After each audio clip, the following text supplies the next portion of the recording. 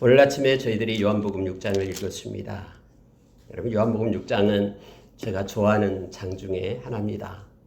이 말씀 속에서 우리는 예수님과의 친밀함을 말씀 속에서 알게 됩니다. 예수님은 나의 살을 먹고 나의 피를 마시지 않냐면은 그들에게 영생이 없다라고 말합니다. 그런데 여러분, 이 말씀 속에서는 우리가 말씀 안에서 깨닫게 되는 것이 뭐냐면, 믿는다는 것이 바로 예수 그리스도를 나에게 영접하고 연합하고 함께하는 것임을 알게 합니다. 생명 되신 예수 그리스도가 나와 함께할 때에 우리에게는 생명이 있게 되는 것입니다.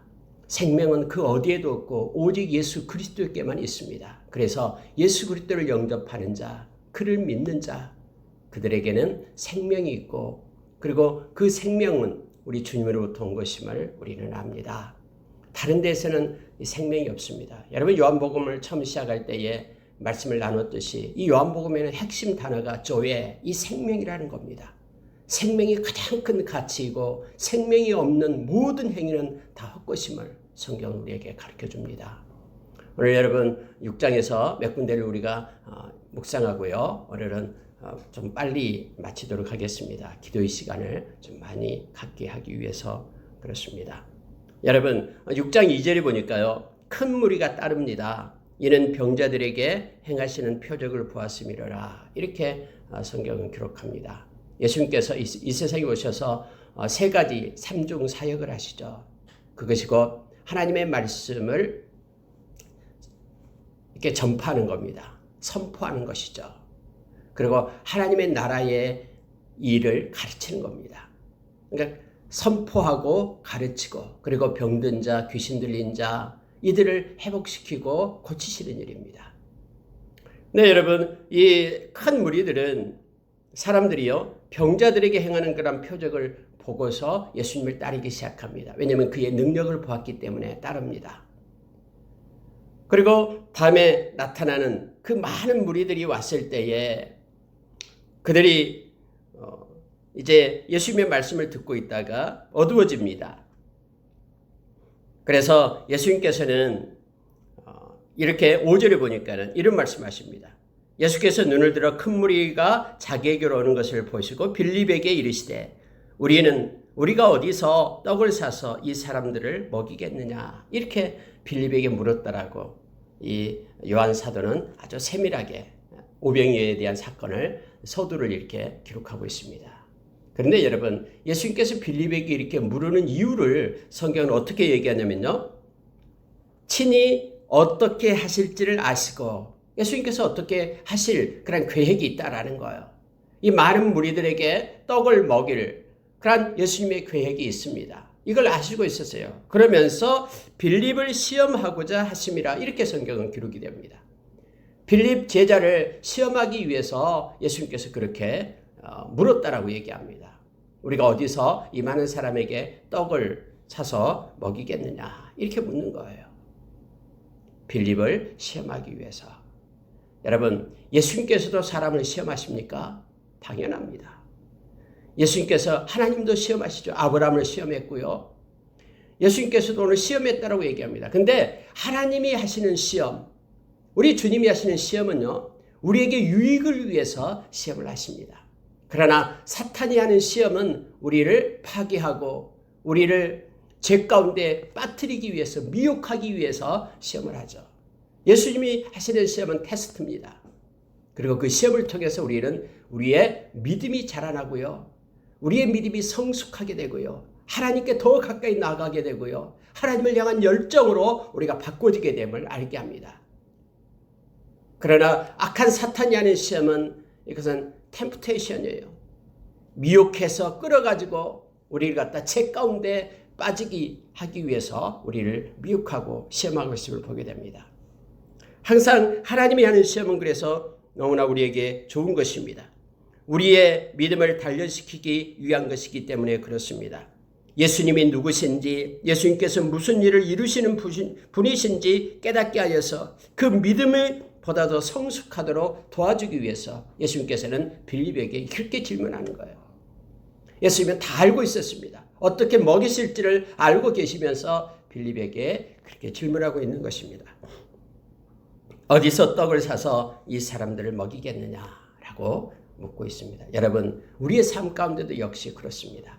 때로는 우리에게 고난이 오고 힘듦이 올 때 우리 주님께서는 우리를 보고 계십니다. 그리고 우리의 믿음이 더 그 고난을 통해서 성숙되고 그리고 더 하나님께로 가까이 나가고 주님을 더 알게 하기 위해서 우리에게 그런 고난을 주신다라는 걸 우리가 기억해야 됩니다. 그래서 그 고난을 두려워해서는 안 됩니다. 예수님께서는 빌립을 이렇게 시험했다라고 말합니다. 그리고 예수님은 이 일을 다 행하십니다. 안드레가 물고기 2마리와 보리떡 5개로 이것이 얼마나 되겠습니까? 라고 얘기할 때에 다 그 사람들을 무리들을 앉히라 하고 축복하고 그것을 떼어줍니다. 그리고 성경에 보니까 그들이 원대로 다 주었다라고 성경은 말합니다. 11절 보니까 이렇게 됩니다. 예수께서 떡을 가져 축사하신 후에 앉아있는 자들에게 나눠주시고 물고기도 그렇게 그들의 원대로 주시니라. 원하는 대로 주셨음을 보게 됩니다. 그리고 예수님께서는 12절에서요 우리에게 귀한 말씀을 줍니다. 그들이 배부른 후에 예수께서 제자들에게 이르시되 남은 조각을 거두고 버리는 것이 없게 하라 하시므로 버리는 것이 없게 하라 라고 말합니다. 여러분, 막 그들은 배불리 먹었습니다. 그렇게 5,000명이나 되는 남자의 수가 5,000명이나 되는 전체 수는 약 2만 명이나 되는 숫자가 배불리 먹었습니다. 배불리 먹었기 때문에 거기에 있는 물고기나 또는 이 보리떡이 이 떡이 그렇게 가치 있게 보이지 않습니다. 배고플 때는 그게 엄청나게 큰 가치로 보이는데 배불리 먹으면요 그런 큰 가치가 없어져요. 여러분, 그런데 아무리 그래서 가치 없게 된 그거 배부르기 때문에 아무렇게나 그걸 남아있는 거 버려라라고 얘기하지 않습니다. 하나님께서 주시는 것은요 언제나 존귀하고 보배로운 것입니다. 그것을 우리는 소중히 여길 줄 알아야 됩니다. 주님은 절대로 버리는 것이 없게 하라 라고 하면서 아무리 배가 불러서 너희들에게는 그게 이제 빵이 또 그 고기가 하찮게 보일지 모르지만 그것은 보배롭고 존귀한 거기 때문에 그것을 거두라라고 말합니다. 여러분, 이것은 우리에게 귀한 것을 가르쳐 줍니다. 이 세상에 살아갈 때 우리가 디모데전서 6장에 보면은 이 땅에 올 때 우리에게는 우리가 빈몸으로 와서 아무것도 없었습니다. 그리고 이 세상에 살아갈 때 우리가 입고 먹고 우리가 가지고 우리가 속에 간직하고 있는 지식까지도 모두가 다 주님이 주신 것입니다. 그 많은 것들이 우리가 있다고 해도 그걸 우리는 무가치하게 여겨서는 안 됩니다. 하나님이 주신 것은 언제나 주님이 주신 것이기 때문에 소중하고 가치 있게 여길 줄 알아야 됩니다. 작은 물질 돈도 허투루 써서는 안 되고 이것을 소중히 생각해야 됩니다. 그리고 하나님의 영광을 위하여 우리가 또 가난하고 힘든 자를 위하여 베푸는데 우리는 사용해야 됨을 알게 합니다. 왜냐하면 우리 것이 아니기 때문에요. 다음에 끝나고 나서 하나님 앞에서 우리는 결산해야 되기 때문에 그렇습니다. 주님은 남은 조각 거두어라, 버리지 말라라고 제자들에게 말씀하셨음을 보게 됩니다. 여러분, 오병이어 사건은 원래 이것이 바로 성찬의 예식입니다. 예수님께서 축사하시고 떼어주는 거예요. 그래서 다음에 6장은 여러분요, 내 살과 내 피를 먹고 마셔야 된다. 그래야지 영원한 생명이 따로 연결이 되는 거예요. 요한사도는 이것을 사건으로 다음에 예수님의 말씀으로 연결해서 말하고 있음을 보게 됩니다. 예수님은 모든 이들을 다 배불리 먹일 수 있는 생명의 떡이십니다. 아무리 우리 눈에는 불가능하게 보여도요, 우리 주님께서는 다 당신의 사랑하는 자들을 먹이십니다. 그리고 책임지십니다. 이것이 단적으로 오병이의 사건으로 나타나면서 예수님은 내가 생명의 떡이다, 이렇게 연결해서 6장은 우리에게 가르치고 있는 것입니다. 많은 사람들이 이것을 보고 깜짝 놀랐습니다. 그래서 저분이 우리의 임금이 됐으면 좋겠다. 그럼 우리나라는 걱정 없다. 아무것도 아니고 물고기 2마리 보리떡 5개로 약 2만 명이나 먹였으니 저분이 임금이 된다면 우리나라는 굶주림도 없을 거고 경제 문제 다 해결할 거고 또 힘이 있기 때문에 로마로부터 우리나라가 해방될 거고 저분이 딱이다라는 거예요. 임금으로 삼아야 된다라고 말합니다. 근데 예수님께서는 이것을 다 알고 있었습니다. 그들은 막 예수님을 임금 삼으려고 막 쫓아다닙니다. 예수님은 이걸 알고, 자, 성경은 이렇게 기록합니다. 15절에서 그러므로 예수께서 그들이 와서 자기를 억지로 붙들어 임금으로 삼으려는 줄 아시고 다시 혼자 산으로 떠나가시니라 라고 되어 있습니다. 언제나 여러분, 우리가 겸손해지고 낮아지는 것은 기도할 때입니다. 예수님은 막 사람들이 그를 추앙하고 그를 막 높이려고 할 때 예수님은 홀로 떠나서 아버지와 독대하면서 기도하는 그런 모습을 우리에게 보여줍니다. 바쁠수록 우리는 기도해야 됩니다. 빌 하일벨스 목사님이 쓴 너무 바빠서 기도합니다. 이런 책이 있죠. 바쁠수록 막 분주할수록 우리는 더욱더 기도에 힘써야 됨을 우리는 알게 합니다. 우리 주님은 한적한 곳에 가서 산으로 올라가서 기도하시다가 그날 밤에 제자들에게로 내려옵니다. 제자들이 먼저 배를 타고 가고 있었거든요. 그때 19절에 보니까 제자들이 노를 저어 10여리쯤 가다가 예수께서 바다 위로 걸어 배에 가까이 오심을 보고 두려워하거늘 내니 두려워하지 말라. 이에 기뻐서 배로 영접했다라고 성경은 기록하고 있습니다. 마태복음에서는 그들이 너무너무나 힘든 가운데 있었죠. 그때 예수님께서 기도하시다가 밤에 그들에게로 다가갑니다. 유령이다라고 막 소동이 납니다. 그때 예수님은 내니 두려워하지 말라. 베드로는 만약에 주님이시다면 저도 좀 걷게 해주십시오. 주님께로 이르게 해달라고 얘기하죠. 허락합니다. 베드로도 역시 주님 보고 걸어오다가 물속에 잠기는 그런 내용이 나옵니다. 그러면서 예수님은 베드로의 손을 붙잡고 일으키면서 올리고 피스토이 믿음이 적은 자야 왜 두려워하느냐, 왜 의심하느냐, 거기서는 그렇게 말하죠. 왜 의심하느냐라고 말하고 있습니다. 오늘 여기서 예수님께서는 왜 두려워하느냐 하면서 예수님의 모습, 무리를 걸을 수 있는 그런 하나님의 모습을 나타내주고 있음을 보게 됩니다. 우리가 주님과 함께하면 우리에게는 두려움이 없습니다. 어떤 경우라도 그렇습니다. 우리의 삶 가운데도 우리가 그래서 주님을 믿는 믿음이 있을 때 우리에게는 점점 없어지는 것들이 있어요. 그게 뭐냐면 걱정, 근심이 없어집니다. 마태복음 6장에서요. 그리고 두 번째로 없어진 것은 이 두려움이 사라집니다. 주님이 책임져 주시기 때문에요. 그리고 의심이 사라져 버립니다. 하나님의 말씀은 그대로 집행되고 행해진다라는 사실을 우리가 깨닫게 됩니다. 그리고 우리 가운데는 능력이 생깁니다. 믿음이 적은 자여 하면서 믿음이 없어서 너희들이 이와 같은 일을 하지 못한다라고 주님은 책망했죠. 변호산에서 내려오셨어요. 그리고 우리 가운데 믿음이 있으면은 하나님의 말씀을 우리가 깨닫게 되고 또 아버지의 그런 마음과 뜻을 우리가 알게 됨을 성경은 가르쳐 줍니다. 여러분 25절에 보면은요, 막 이제 사람들이 예수님을 찾으러 다녀요. 어디로 갔는가? 막 이곳도 가보고 저곳도 가보고 사람들이 무리들이 막 예수님을 찾으러 갑니다. 그래서 예수님을 만나요. 만나가지고는 랍비여 언제 여기 오셨나이까? 이렇게 묻습니다. 근데 예수님께서 대답하십니다. 내가 진실로 너에게 이르노니 너희가 나를 찾는 것은 표적을 본 까닭이 아니요 떡을 먹고 배부른 까닭이로다. 이렇게 말합니다. 배불렀기 때문에 나를 찾았다. 여러분 이것은 우리에게 중요한 것을 가르쳐줍니다.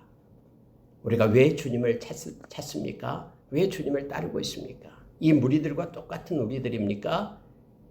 예수님이 건네주는 그러한 선물에만 우리가 몰두해 있어서는 안 됩니다. 디모데 전서 6장 17절 이하의 말씀처럼 우리는 물질의 소망을 둬서는 안 되고요. 물질을 공급하시는 하나님께 소망을 둬야 됩니다. 예수님은 그들의 마음을 알고 있었거든요. 그래서 너희들이 나를 찾는 이유가 있다. 바로 배불렀기 때문에 그 물질 때문에 나를 찾고 있다라고 지금 주님께서는 말씀하고 있는 것입니다. 오늘날 하나님 앞에 와서 예배하고 하나님께 영광을 돌리는 것은 우리에게 구원을 주신 그 하나님께 감사하고 영원한 안식을 주신 생명을 주신 주님을 찬양하며 경배하는 것입니다. 우리가 얻기 위해서 하나님 앞에 나오는 것이 아니라 하나님께 영광 돌리기 위해서 우리가 나온다는 사실을 기억해야 됩니다. 이것은 엄청난 차이가 있습니다. 내가 여러 가지 선을 행하고 뭘 행하는 모든 것들이 내가 뭔가를 얻기 위해서 행한다 그러면은 너무너무나 그 사람의 삶은 기쁨이 없습니다. 그러나 구원받은 자의 구원의 감격 때문에 감사해서 모든 일을 할 수 있다 그러면은 거기에는 하나님께 영광이 있습니다. 주일날 와서 하나님 앞에 예배하고 하나님께 영광 돌리는 것, 구원의 감격 속에서 감사함 때문에 하나님께 예배하고 하나님께 영광 돌리는 우리의 모습이 있기를 원합니다. 그러면서 예수님께서는 그들이 가르치는 내용이 있습니다. 썩을 양식을 위하여 일하지 말고 영생하도록 있는 양식을 위하여 하라 라고 말합니다. 이 양식은 인자가 너희에게 주겠다. 인자는 아버지 하나님께서 인치신 자니라 하면서 주님이 주시는 영생하도록 있는 양식, 이걸 위하여 삶을 살 것을 그들에게 가르치십니다. 그들은 말합니다. 그러면은 우리가 잘 아는 말씀이죠. 29절 말씀입니다. 하나님의 일이 뭡니까? 라고 묻습니다. 예수님께서는 하나님께서 보내신 일을 믿는 것이 하나님의 일이다 라고 말합니다. 여러분, 하나님의 모든 일은요, 예수 그리스도를 믿는 믿음의 근거에서 하나님의 일이 펼쳐집니다. 예수 그리스도를 떠나서는 하나님의 일이란 있을 수 없습니다. 그래서 우리 주님께서는 그가 보내신, 하나님이 보내신 자를 믿는 것, 하나님이 보내신 일을 믿는 것이 하나님의 일이다라고 말합니다. 하나님의 일이란 하나님께서 원하시는 일을 의미하죠. 하나님께서 보내신 이 곧 예수를 믿는 것이 하나님의 일입니다. 우리가 예수님을 믿을 때 그 믿음이 우리의 마음속에 역사하여 진정으로 하나님이 원하는 일을 할 수 있게 되는 것입니다. 예수님을 믿는 믿음이 우리로 하여금 하나님께서 원하시는 하나님의 일을 할 수 있는 능력을 공급해 주기 때문에 그렇습니다. 믿음이 없이는 그래서 하나님을 기쁘시게 할 수 없고요. 또 믿음이 없이는 우리는 하나님 앞에 섰을 때 우리는 칭찬도 영광도 그 어떤 것도 존귀도 받을 수 없다라고 베드로전서 1장 7절에서 우리에게 가르쳐 줍니다. 이 세상에서 오직 믿음으로만 하나님의 일을 행할 수 있음을 주님은 선포하고 있는 것입니다. 그래서 가장 존귀한 것이 믿는 것입니다. 그때 그들은요, 표적을 보여달라고 얘기하는데요. 자, 35절 보시기 바랍니다. 제가 자주 묵상하는 말씀입니다. 예수께서 이르시되 나는 생명의 떡이니 내게 오는 자는 결코 줄이지 아니할 터이요 나를 믿는 자는 영원히 목마르지 아니하리라. 그러나 내가 너희에게 이르기를 너희는 나를 보고도 믿지 아니하는도다 하였느니라. 여러분, 예수님께서는 다르십니다. 다른 종교에서 말하는 그들이 섬기는 이들과는 완전히 달라요. 다른 이들은 이런 말을 한 적이 없어요. 그러나 예수님께서는 이 요한복음에서 특히 에고에이미 해서 나는 무엇이다 라고 명확하게 예수님 자신을 우리에게 가르쳐 줍니다.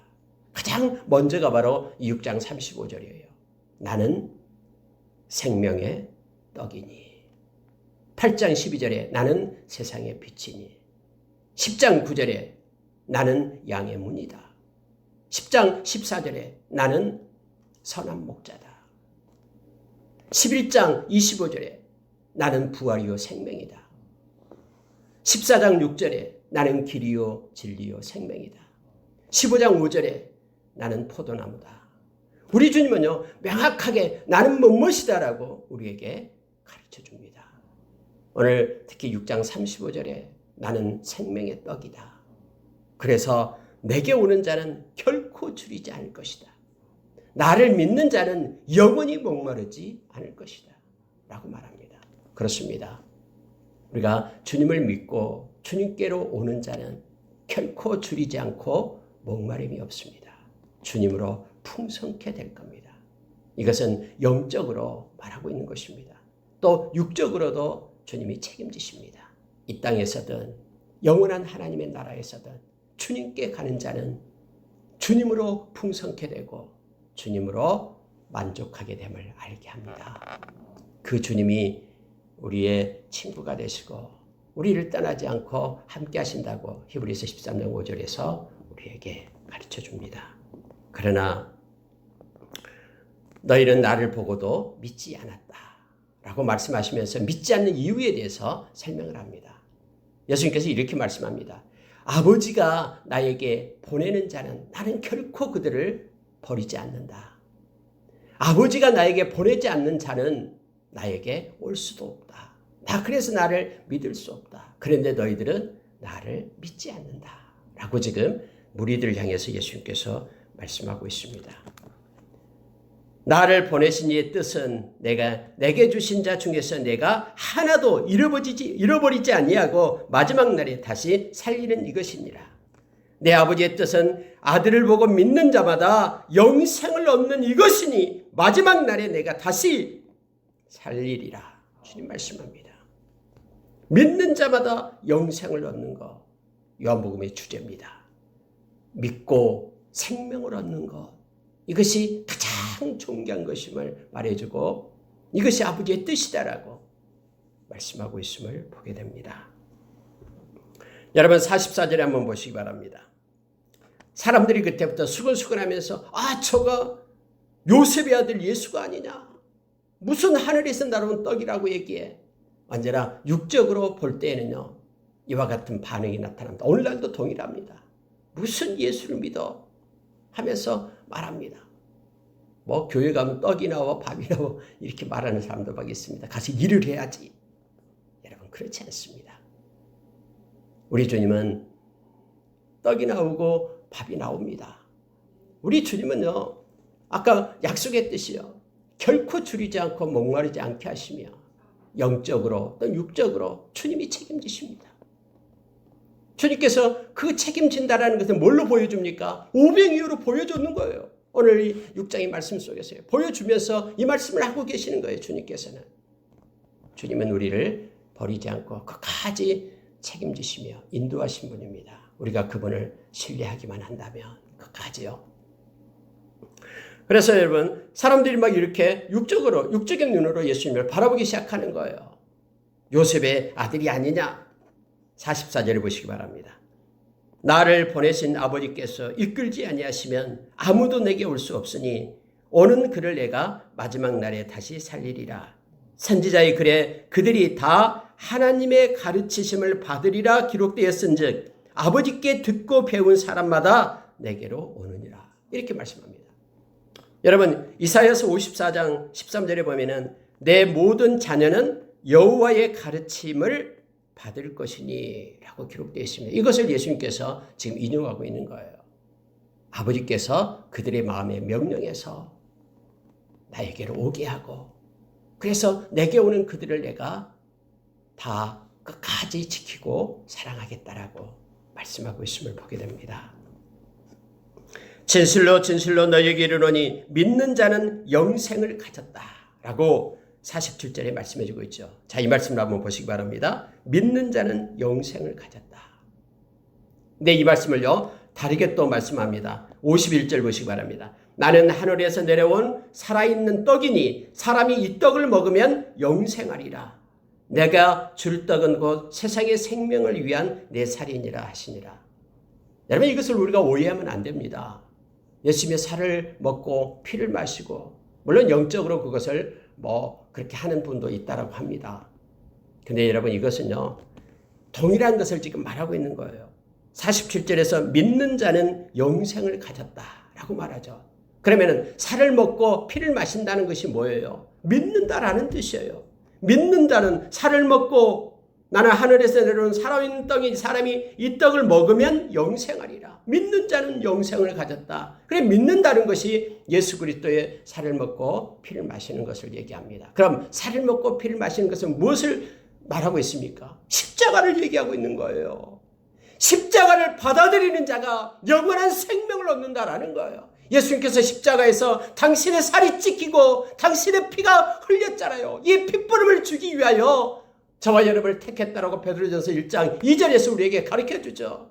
십자가가 나를 위한 사건이 아니다라고 생각하는 사람은 그래서 영원한 생명이 없는 거예요. 십자가의 그 은혜와 십자가의 그 사랑을 우리가 알고 깨닫고 나의 죄의 저주의 자리에 주님이 쓰셔서 우리의 죄값을 담당하고 우리의 죄를 사해 주셔서 예수 그리스도의 의를 우리에게 입혀서 의롭다 하심을 얻고 하나님의 자녀가 된 거예요. 이것이 우리가 믿는다라는 뜻이에요. 그래서 믿는 자는 십자가와 부활이 가장 큰 핵심이고 그것을 받아들이는 자임을 알게 합니다. 예수님을 믿는 자에게 영생이 있다. 나의 살을 먹고 피를 마시는 자가 영생이 있다라고 동일한 의미로 말씀하고 있음을 보게 됩니다. 여러분, 계속해서 그 말씀을 예수님께서는 말씀해 주고 있는 것입니다. 58절 한번 보시기 바랍니다. 이것은 하늘에서 내려온 떡이니 조상들이 먹고도 죽은 그것과 같지 아니하여 이 떡을 먹는 자는 영원히 살리라. 동일한 말씀을 지금 예수님은 설명해 주고 있어요. 그런데 육적인 눈으로는 이게 이해가 되지 않는 거예요. 어떻게 살을 먹고 어떻게 피를 마셔? 제가 요셉의 아들 예수가 아니냐? 근데 하늘에서 내려온 떡이라니 이게 말이나 돼? 이렇게 되는 거예요. 주님께서는 이런 말씀을 가르치실 때에요. 60절 보시기 바랍니다. 제자 중 여럿이 듣고 말하되 이 말씀은 어렵도다. 누가 들을 수 있느냐? 라고 수군거립니다. 근데 예수님은 이 수군거림을 알면서 제자들에게 이러한 질문을 해요. 그러면 인자가 이전에 있던 곳으로 올라가는 것을 본다면 어떻게 하겠느냐? 예수님이 계신 하늘나라로 예수님이 계셨던 그곳으로 인자가 예수님이 올라가는 것을 보면 너희들이 어떻게 하겠느냐?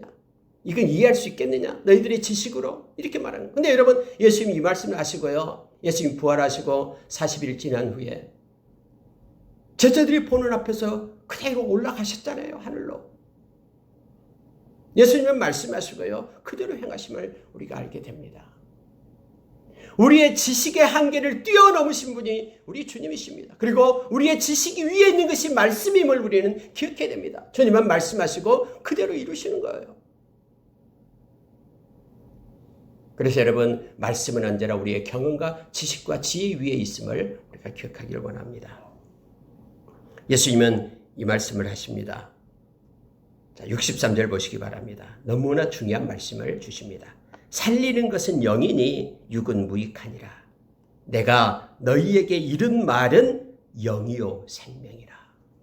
내가 너희에게 이른 말, 예수님께서 하신 예수님의 말씀은 영이요 성령이요 그리고 생명이라 라고 말합니다. 말씀은 생명입니다. 주님의 말씀은 영이요 생명이다라고 주님은 말씀합니다. 그래서 여러분 이 말씀은요 살아있어요. 성령께서 우리에게 깨닫게 하고 진리인 이 말씀을 속으로 성령이 인도하십니다. 그리고 이 말씀은 생명입니다. 우리에게 생명을 공급합니다. 말씀은 의가 나타나서 우리로 하여금 믿음에서 믿음에 이르게 하고요. 그 말씀은 살아있어서 우리를 하나님의 사람으로 온전케 하고 또 우리에게 선한 일을 행할 수 있는 능력을 공급하고 이 말씀이 살아있어서 우리를 거듭나게 하고 우리 속에 생각과 마음을 감찰하고 또 다음에 말씀으로 심판 때 이 말씀이 우리를 심판한다라고 성경은 우리에게 가르쳐주고 있습니다. 예수님의 말씀은 영이요 생명입니다. 여러분 65절에서 또 동일한 말씀을 하고 계시는데요. 내 아버지께서 오게 하여 주지 아니하시면 누구든지 내게 올 수 없다. 내가 그렇게 하였노라 하니까 많은 무리들이 예수님을 떠납니다. 그때부터 66절입니다. 그의 제자 중에 많은 사람이 떠나가고 다시 그와 함께 다니지 아니하더라. 여러분 진리가 선포될 때예요. 이 진리를 받을 수 있는 그릇이 되지 않고 진리를 받지 않는 사람들은 떠나가게 되어 있습니다. 많은 무리들이 예수님을 찾아 그렇게 돌아다니고 예수님 만났지만은 그들이 예수님을 다 떠나갑니다. 예수님은 이거 개의치 않습니다. 많은 무리들이 모여있다가 다 가보니까 야 가지마 하는 게 아니에요. 그들이 떠날 때요 예수님은 개의치 않아요. 그러면서 예수님은 제자들을 향해서 너희도 가려느냐라고 말합니다. 너희도 갈래? 베드로가 얘기합니다. 주여 영생의 말씀이 주께 있사오니 우리가 누구에게로 가오리까? 주님은 생명의 말씀이 있는데 우리가 누구에게로 가겠습니까? 우리가 주는 하나님의 거룩하신 자인 줄 믿고 알았사옵나이다. 저희는 믿는 자입니다. 그리고 주님은 거룩하신 하나님의 아들임을 우리가 알고 있습니다. 그런데 우리가 누구로 갑니까? 누구에게로 갑니까? 영생의 말씀이 주께 있는데 우리가 어디로 갑니까? 주님은 주님께 고백하는 제자들의 모습을 보게 됩니다. 말씀을 마치겠습니다. 우리에게 말씀이 없으면 결국 우리도 떠나가게 될 겁니다. 영생의 말씀이 우리에게 있기 때문에 우리는 주님과 함께 동행합니다. 그리고 주님의 말씀은 영이고 생명이기 때문에 그 말씀 따라 사는 자만이 예수 그리스도와 함께하고 그리고 끝까지 주님을 믿는 자로 서게 될 겁니다. 그러나 말씀을 버린 자는 주님을 떠나가게 됨을 성경은 가르쳐 줍니다. 기도하겠습니다.